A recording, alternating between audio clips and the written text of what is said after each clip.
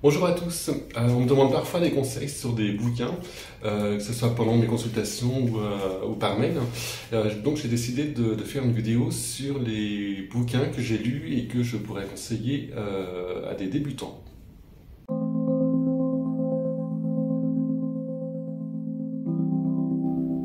Alors le tout premier bouquin que j'ai acheté, c'est celui-ci.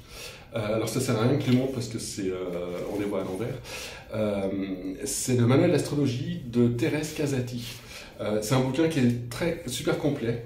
Il est un peu différent des manuels classiques d'astrologie, où en général on nous explique des signes, des maisons, des planètes, des positions en maison, des planètes ou en signes, puis des aspects, puis comment interpréter. Là, c'est tout ce qui concerne les planètes, c'est hyper complet, avec plein de données astronomiques, beaucoup de données sur les cycles planétaires, notamment des planètes lentes. Ça, on en parle très peu dans les autres livres. Elle parle aussi des âges de la nouvelle lune progressée, du profil psychologique en fonction de la phase de la lune au moment de notre naissance. Ça, c'est une chose qui avait été décrite par Dan Roudiard il y a quelques décennies. Et tout à la fin, il y a aussi une méthode d'interprétation, donc point par point. Elle parle aussi de la comparaison de thèmes. Et en fait, je me suis servi de cette méthode au tout départ, donc c'était avant de faire ma formation d'astrologie. Au tout départ, je faisais mes thèmes comme ça, en suivant sa méthode.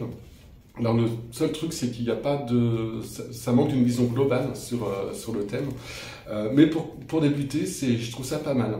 Donc voilà, assez différent de ce qu'on trouve habituellement. Alors après, il y a un bouquin, il fait un peu peur au niveau du titre, il s'appelle « Devenir astrologue en 20 leçons ». Bon, je vous le mets, je les affiche à l'endroit. C'est de Catherine Aubier. Alors, bien sûr, on ne devient pas astrologue en 20 leçons, ni même en ayant lu le bouquin, mais il y a tout, et de façon c'est super clair, c'est vachement bien construit. Il y a tout, donc il y a les signes, enfin tout ce qu'on trouve dans tous les bouquins, hein, mais il y a aussi les répartitions planétaires. Il est vachement bien fait. Elle parle aussi des dessins planétaires, les répartitions en hémisphères, en cartes. Il y a beaucoup d'exemples. Et voilà, le titre ne donne pas vraiment envie, mais moi il m'a beaucoup servi. Au tout départ, quand je débutais, en lisant ce bouquin, j'ai appris beaucoup de choses et beaucoup de choses sont devenues beaucoup plus claires. Alors après, on a deux manuels qui sont beaucoup plus classiques. Cours pratique d'astrologie de Louis Lassine. Pareil, il est très complet. Alors là, c'est vraiment le manuel classique, hein, avec des tableaux partout. Donc il explique chaque signe, chaque planète, chaque maison, les aspects. Au niveau des maisons, je trouve qu'il a une manière de les décrire un peu différente des autres. Il y a aussi un côté un peu désuet parfois, très traditionnel dans ses descriptions, par rapport, par exemple, le soleil en maison 8, si je me souviens bien. Donc il explique plusieurs choses, et puis notamment qu'il pouvait y avoir des tendances au suicide. C'est une vision un peu passéiste, hein, de l'astrologie, mais il explique ce qu'il y a une maison angulaire, cardinale, succédante, cadente, pardon. Ah oui, puis à la fin aussi, il y a toute une partie sur les maisons dérivées. Je trouve que ça n'a pas grand-chose à faire dans un livre pour débutants. Mais bon, ça permet de savoir ce que c'est, même si je ne m'en sers pas particulièrement.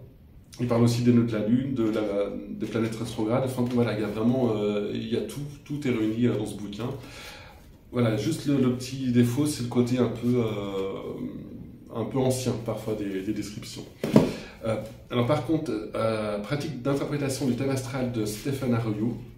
Celui-ci, il est vachement bien parce que il ne nous donne pas 50 mots-clés pour chaque signe, chaque maison, chaque planète, qu'on n'arrive jamais à retenir de toute façon. Lui, dans ses descriptions, il laisse la porte ouverte à une interprétation personnelle.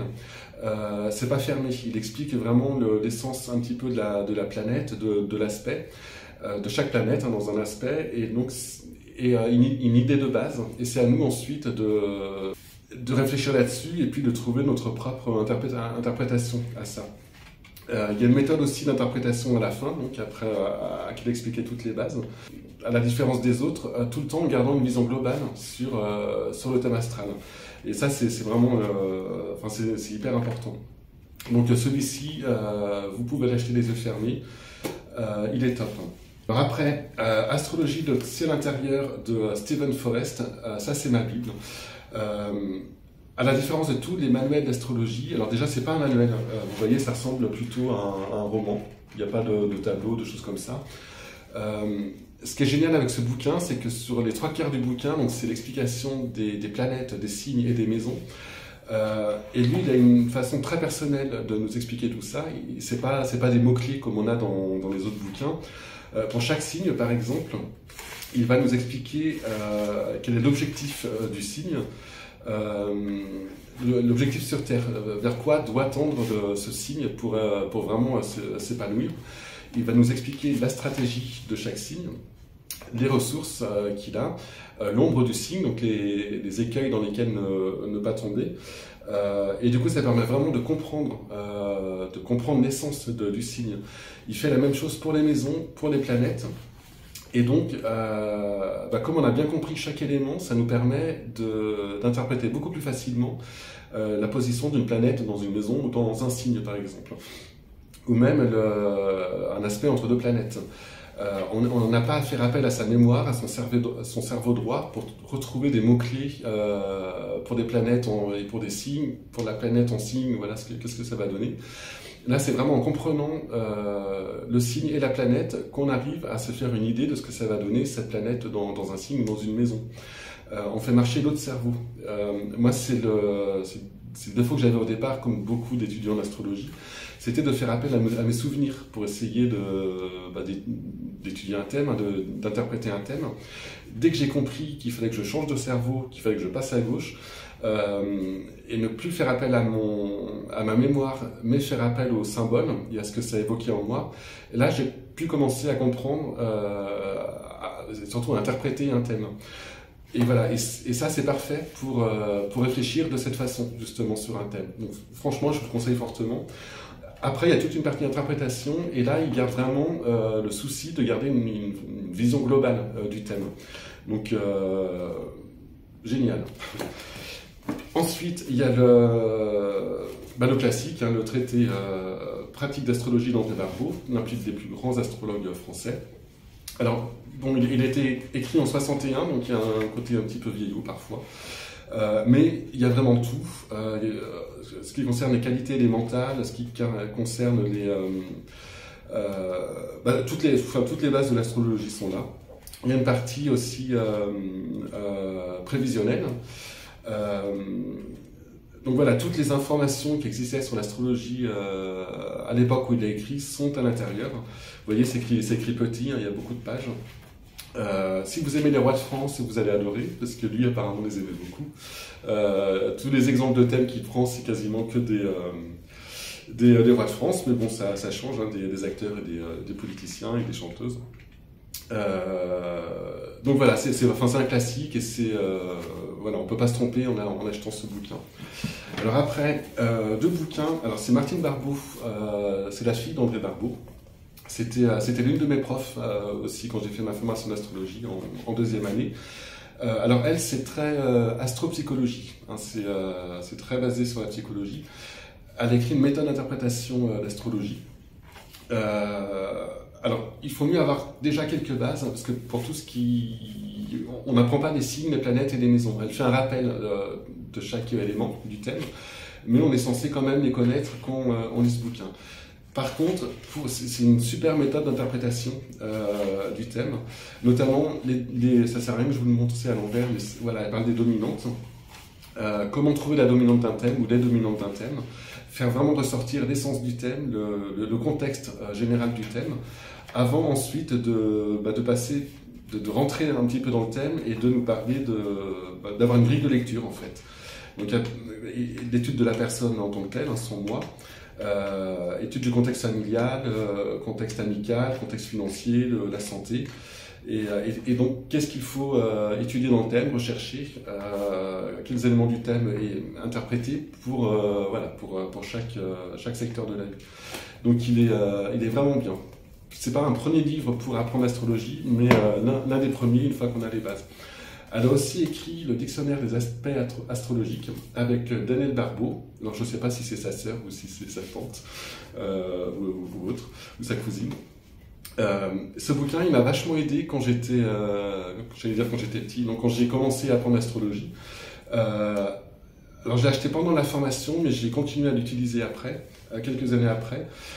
Quand on a un blocage sur un aspect dans un thème, au départ quand on commence, ce bouquin ça débloque. Donc il y a tous les aspects entre toutes les planètes.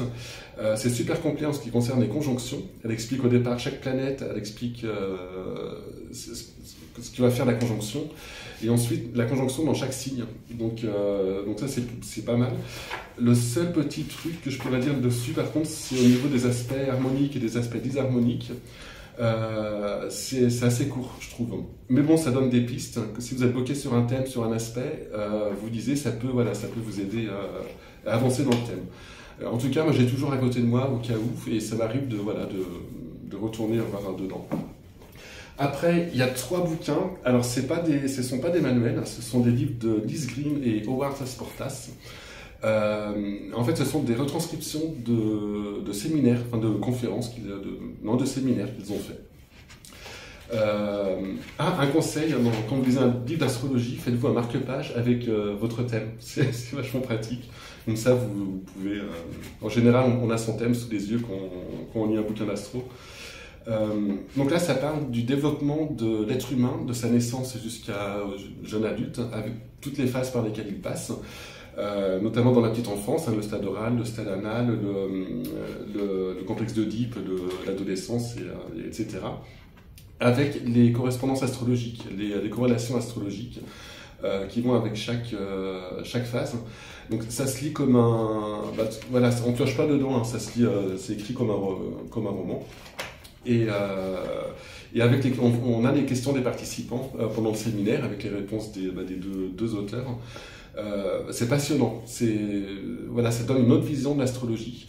Donc c'est pareil, c'est axé psychologie, mais c'est super. Pareil, dans le même ordre d'esprit, il y a 2 autres bouquins, donc c'est pareil, c'est 2 autres retranscriptions de séminaires des 2 mêmes auteurs. Donc il y a je vais commencer par celui-là, les luminaires. Donc là, ça parle du Soleil et de la Lune. Si vraiment vous voulez bien connaître ces 2 planètes, vous lisez le bouquin, vous savez tout. Il y a à chaque fois, donc pour chacune des planètes, vous avez une partie de Liz Green qui va plus parler de la symbolique, de la mythologie, et une partie Howard Sasportas qui lui est plus axée astrologie, même si Liz Green parle aussi beaucoup d'astrologie. Donc là, on ne va pas apprendre chaque planète, chacune des 2 planètes, ce qu'elles veulent dire dans chaque signe, chaque aspect, tout ça. Ça vient naturellement en fait dans la conversation avec déjà dans leur grille de séminaire, et puis dans la conversation avec les participants. Ils donnent des exemples pour comprendre, par exemple, comprendre la position d'une lune en signe.